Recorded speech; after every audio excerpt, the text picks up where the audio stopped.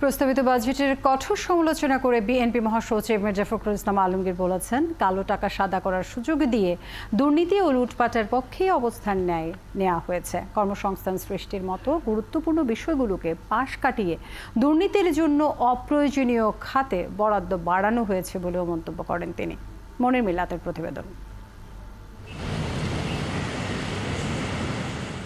বৃহস্পতিবার সংসদে নতুন অর্থ বছরের বাজেট ঘোষণা করেন অর্থমন্ত্রী। ঘোষিত বাজেটের বিভিন্ন দিক নিয়ে প্রতিক্রিয়া জানান বিএনপি মহাসচিব মির্জা ফখরুল ইসলাম আলমগীর। ঢাকা রিপোর্টার্স ইউনিটিতে আয়োজিত এক সেমিনারে মির্জা ফখরুল বলেন, দুর্নীতির পথ তৈরির জন্যই বাজেটে কালো টাকা সাদা করার সুযোগ দেওয়া হয়েছে। এই বাজেট তো হচ্ছে আপনার কালো টাকার বাজেট। কালো টাকা কি করে সাদা করা যাবে তার বাজেট, কি করে দুর্নীতি আরো বেশি করে করা যাবে তার বাজেট। ট্রান্সপোর্ট সেক্টরে চুরির সবচেয়ে বেশি সুবিধা, সেই কারণে ট্রান্সপোর্ট সেক্টরে বরাদ্দ সবচেয়ে বেশি। এবং আনপ্রোডাক্টিভ খাতগুলোতে ট্রান্সপোর্ট সেক্টরে আমাদের অবকাঠামো তৈরি হয় ঠিকই আছে, কিন্তু সেই অবকাঠামোতে আপনার উন্নয়নের দিকে এগিয়ে যেতে হবে।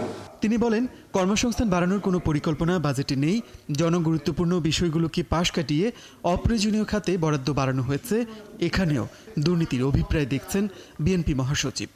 ক্যাপিটাল মেশিনের উপরে ট্যাক্স বাড়ানো হয়েছে। ক্যাপিটাল মেশিনের উপরে ট্যাক্স বাড়ানোর অর্থ কি?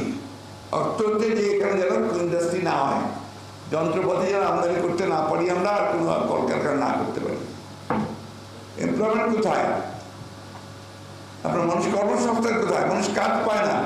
ঢাকা শহর থেকে আমাদের যারা এখানে ছোটখাটো ব্যবসা বাণিজ্য করতো, চাকরি চাকরি করতো, তারা সব গ্রামের দিকে চলে যাচ্ছে। গ্রামের দিকে গিয়ে তো লাভ নাই, সেখানে কোনো কাজ নাই। বর্তমান সরকারের বিদায় ছাড়া জনগণের মুক্তি নেই বলেও মন্তব্য করেন বিএনপি মহাসচিব মির্জা ফখরুল ইসলাম আলমগীর। এই কথা বলে মনির মিল্লাত, ৭১, ঢাকা।